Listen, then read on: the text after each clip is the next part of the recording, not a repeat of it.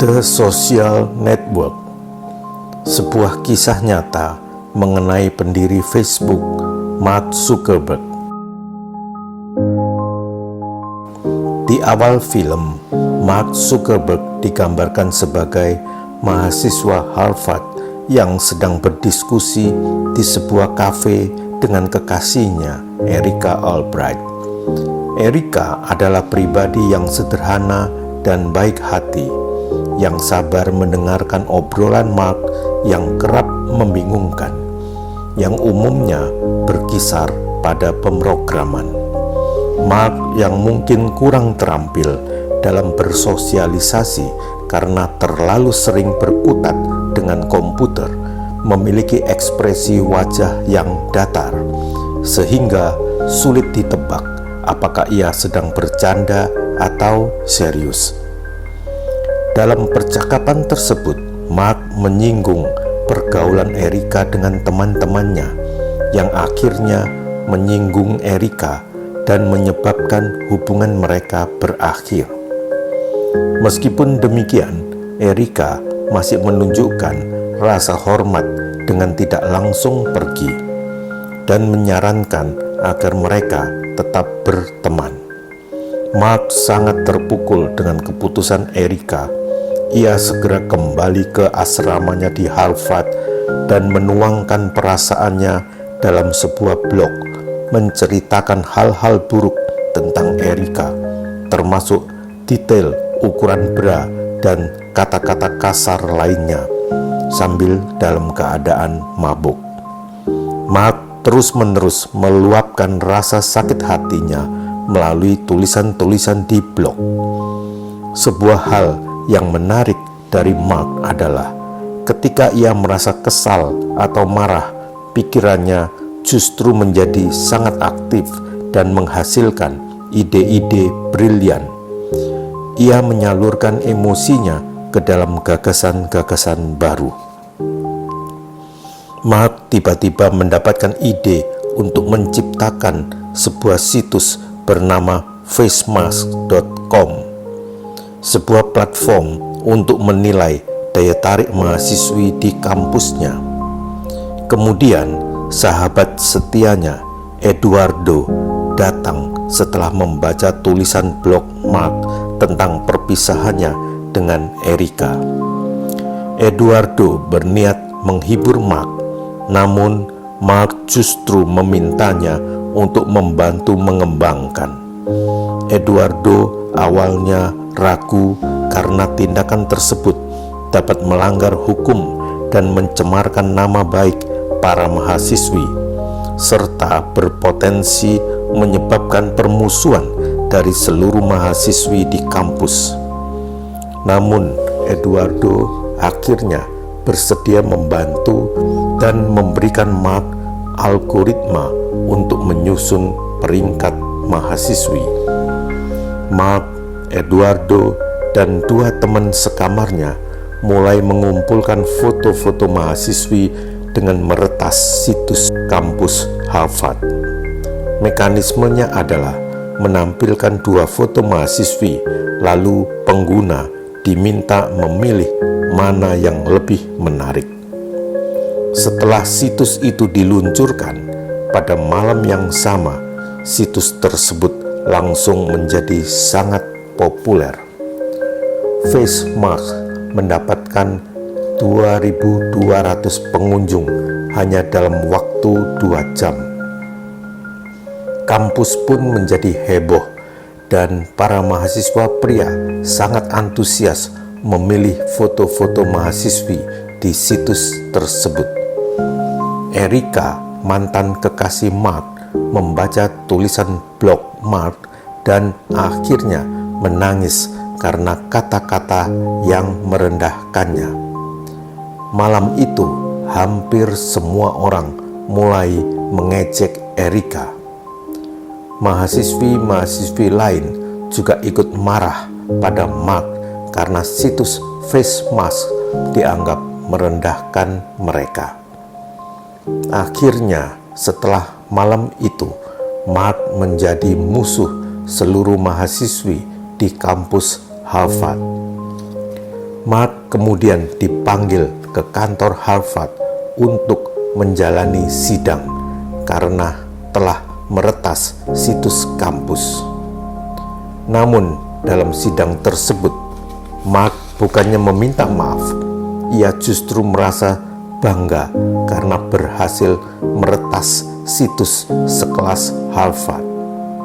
Mark menyatakan bahwa berkat dirinya, Harvard kini mengetahui bahwa situs mereka tidak aman dan seharusnya ia mendapatkan penghargaan.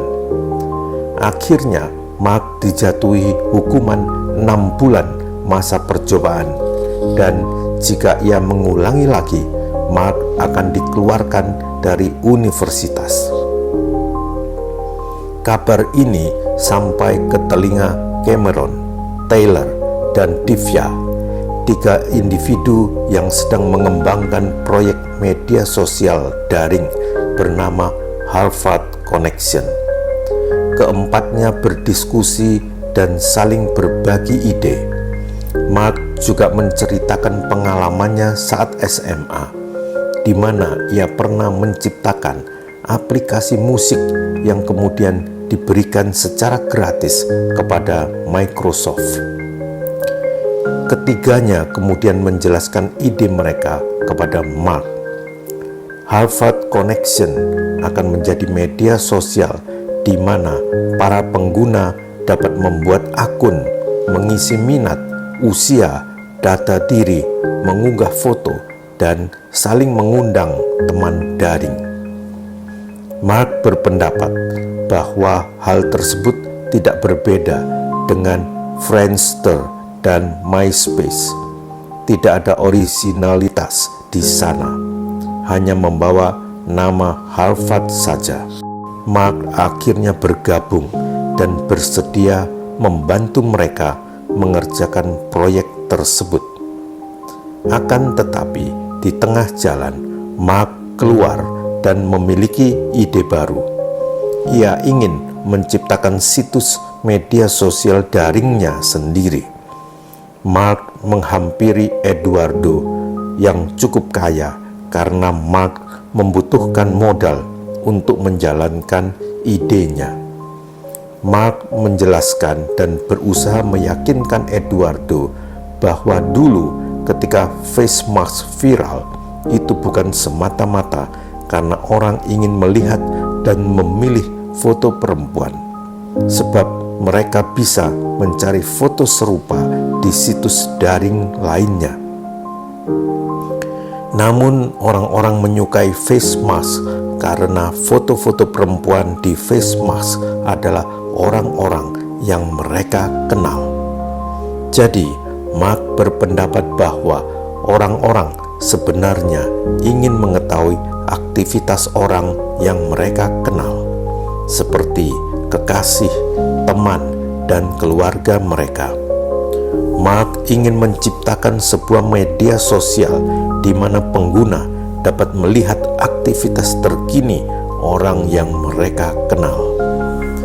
Media sosial ini akan berbeda dari face mask sebelumnya yang ilegal karena mengumpulkan data diri melalui peretasan situs lain. Kali ini pengguna akan mengisi sendiri data diri mereka di halaman tersebut. Akhirnya Eduardo pun bergabung dan membantu Mark menyediakan modal sebesar $1.200. Eduardo nantinya akan menjabat sebagai CFO, Chief Financial Officer atau co-founder, dan Mark sebagai CEO, Chief Executive Officer. Setelah 30 hari tanpa henti melakukan coding dan Mark nyaris tidak tidur, pada tanggal 11 Januari 2004, sebuah situs bernama The Facebook pun tercipta. Namun, setelah berjalan sekitar sebulan, Mark masih merasa tidak puas dan menganggap ada yang kurang dari situsnya. berhari-hari Mark memikirkan hingga tidak tidur. Akhirnya seorang teman kampusnya menghampiri Mark dan bertanya tentang seorang mahasiswi di kelasnya bernama Stephanie. Apakah Stephanie sudah memiliki kekasih atau masih single? Dan jika single, apakah ia sedang mencari kekasih atau memang tidak ingin berpacaran? Mendengar itu, Mark langsung terkejut dan ia yang sedang pusing akhirnya menemukan apa yang selama ini dirasa kurang. Dari situlah Mark terinspirasi untuk menambahkan kolom pilihan status di halaman akun. Jadi, semua pria di dunia yang menyukai seorang wanita dapat melihat halaman The Facebook wanita tersebut dan mengetahui statusnya, apakah single atau sudah memiliki kekasih.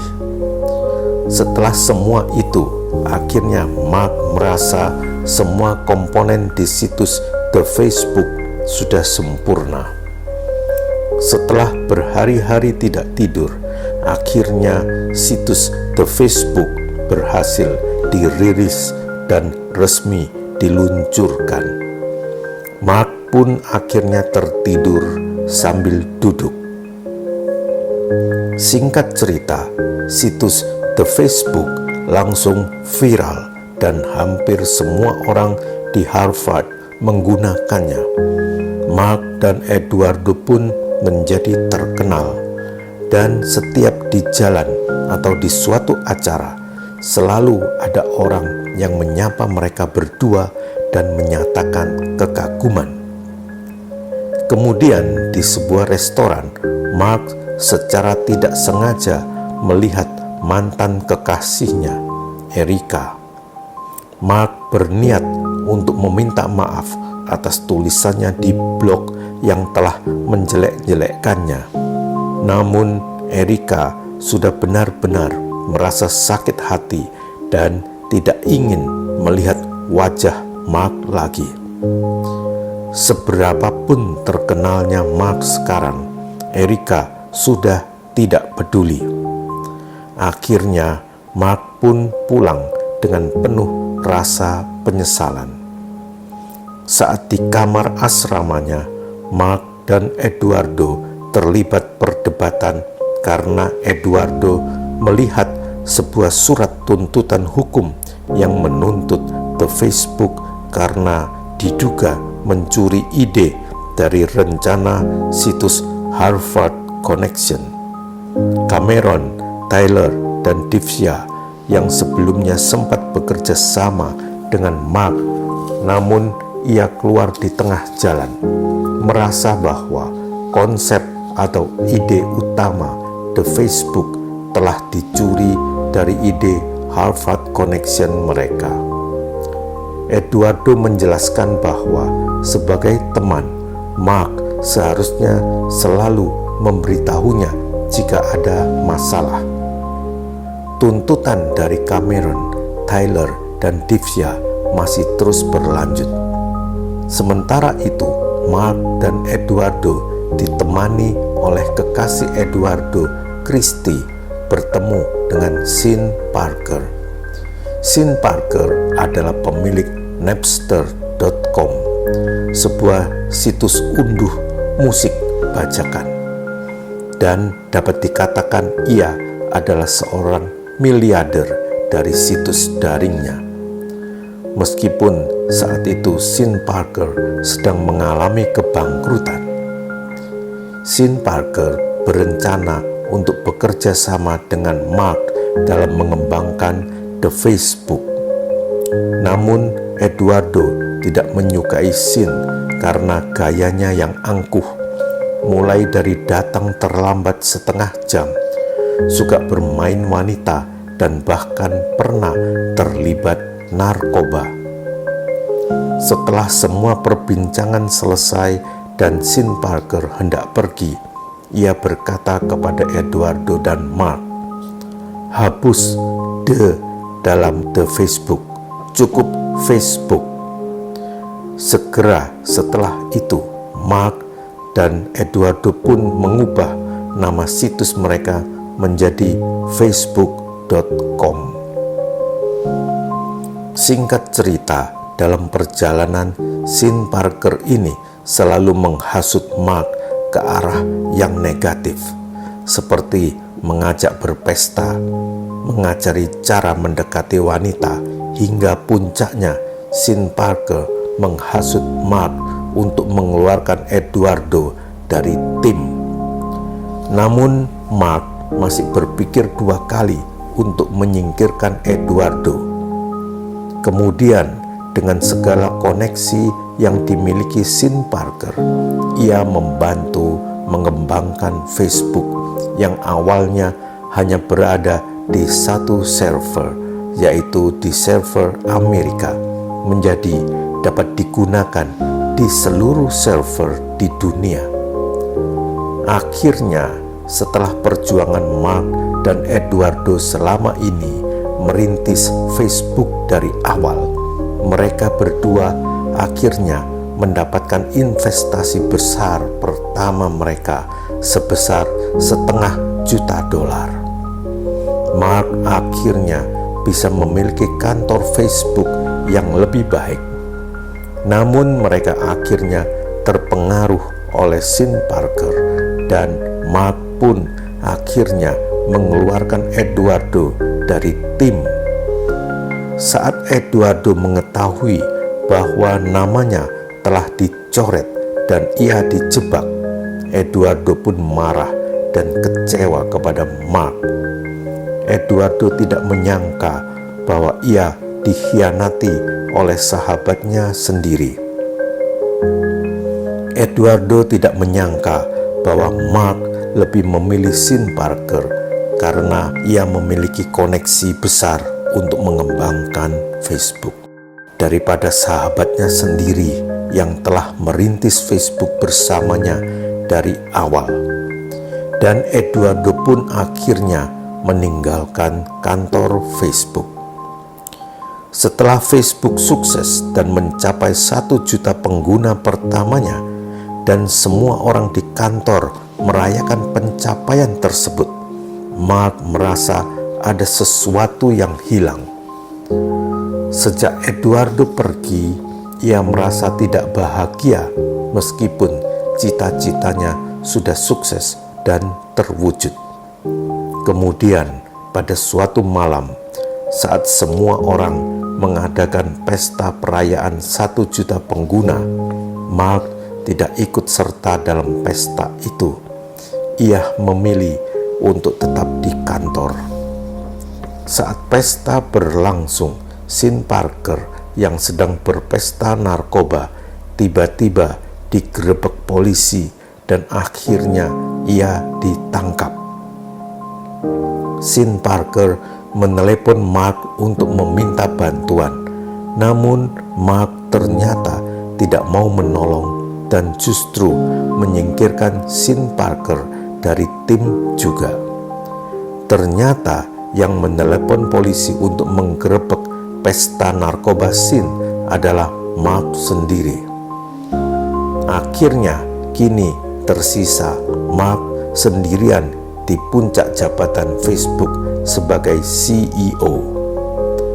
Dalam perjalanannya menuju puncak itu, ia telah mengorbankan banyak hal, mulai dari mantan kekasihnya Erika, 3 orang pencetus ide awal media sosial, yaitu Cameron, Tyler, dan Divya, Sean Parker, dan tentu saja sahabatnya sendiri, Eduardo.